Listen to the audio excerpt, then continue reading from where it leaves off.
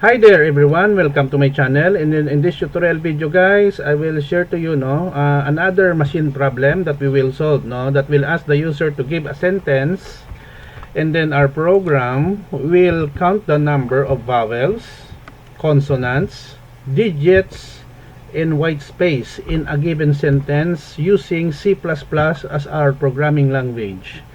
Before we continue, I would like to shout out Sir Ernil, Ma'am Robilin, and Marshmallow. If you want to be shout out in my channel, can you leave your name and then put shout out in the comment section of this video tutorial.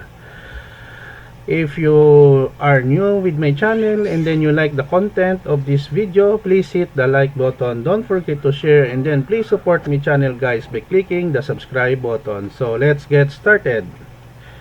I'm using div C++ as my integrated development environment in writing this program. The code will also work in code blocks, So I don't know if we are using other integrated development if it will work, but it will work, because it is a standard C++ code that I'm using.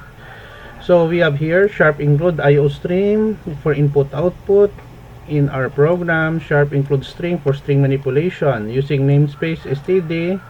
And then line number 7, we have here int main. Main, it is the function that is being executed by every C++ program. We have here begin, and then we have a series of variables: string sentence, int numcars, vowel count, consonant count, white space, integer. All of them are declared using integer data type. When we say integer, it refers to a data type that can accept only whole number, positive and negative including 0.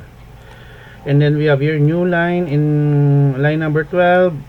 Line number 13, we have the title of our program, count vowels, consonant, digits in white space in C++.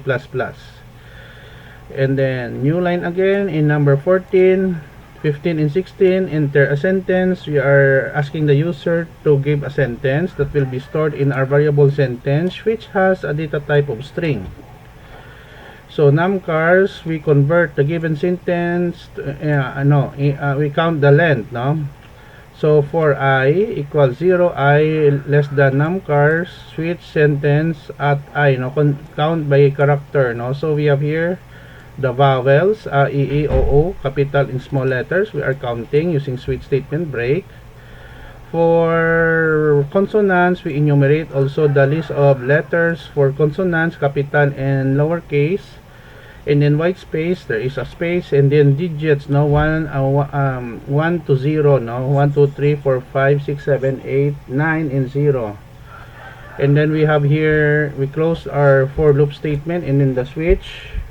And then we have here summary of reports, number of vowels, vowel count, number of consonants, consonant count, number of digits, number of white space, new line, and pause, and then we close. I will put a link in the video description where you can download the complete source code for free in my 2 websites. Okay, let us compile and run.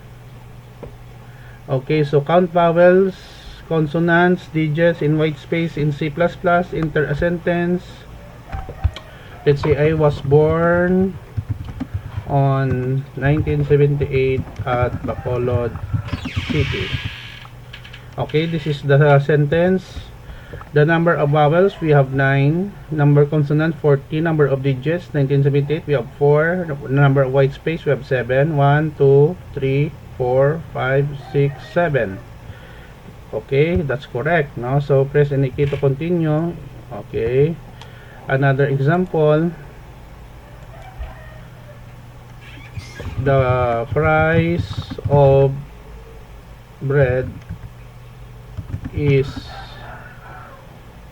14.50. Okay, so the price of bread is 14.50. Number of vowels, we have 7. Consonants, 10. Digits, we have 4. White space, we have 5. 1, 2, 3, 4, 5. So that's it. We were able to create a program that will ask the user to give a sentence, and then it will count the number of vowels, consonant, digits, and white space in C++ programming language. Don't worry guys, because I will put a link in the video description where you can download the complete source code for free in my 2 websites. Thank you so much for watching. Don't forget to like, share, and please support my channel guys if you are new by clicking the subscribe button. See you in the next video tutorial guys. This is your friend Jake saying bye bye for now.